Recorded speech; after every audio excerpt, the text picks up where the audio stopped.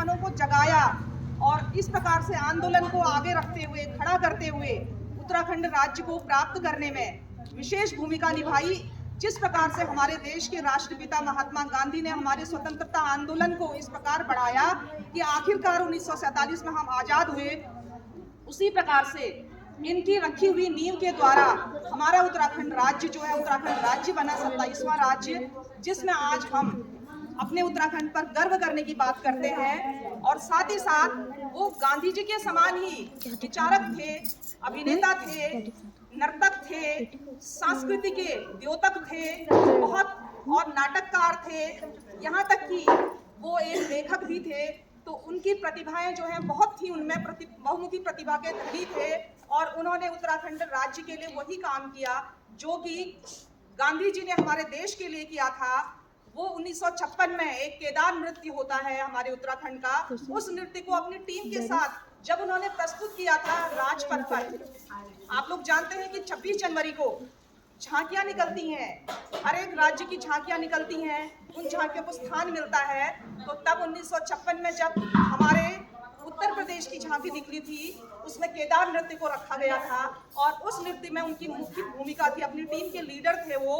तो उसको न केवल वहां पर उपस्थित दर्शकों ने ही, बल्कि तत्कालीन हमारे जो प्रधानमंत्री थे पंडित जवाहरलाल नेहरू जी और तत्कालीन राष्ट्रपति डॉक्टर राजेंद्र प्रसाद, उन्होंने भी उसको बहुत सराहा था और उसके बारे में बाद में जानकारी प्राप्त की थी और इंद्रबड़ी बनोली जी से मिले थे और उस बारे में विस्तृत से उन्होंने जाना था। तो यानी कि देश के कितने बड़े नेता, जिनको कि 1 मिनट का समय भी नहीं मिलता है, उन्होंने भी उस नृत्य को सराहा था और उस पर गौर किया था।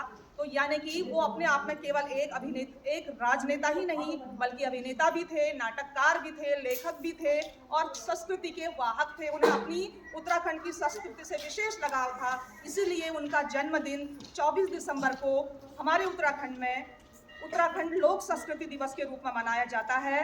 तो आज का ये सौभाग्य का दिन है हमारे लिए कि हमारे विद्यालय राजकीय बालिका इंटर कॉलेज धौलाखेड़ा की जो एनएसएस इकाई है, उसके विशेष शिविर का शुभारंभ होने जा रहा है। और उस विशेष शिविर में यहाँ पर मंचा सिंह जो भी अतिथि पधारे हुए हैं, उन सभी का आशीर्वाद हमारे साथ है और उसी आशीर्वाद की कड़ी में एक आशीर्वाद हमारे साथ जुड़ा हुआ है त्रिवेणी कला संगम का।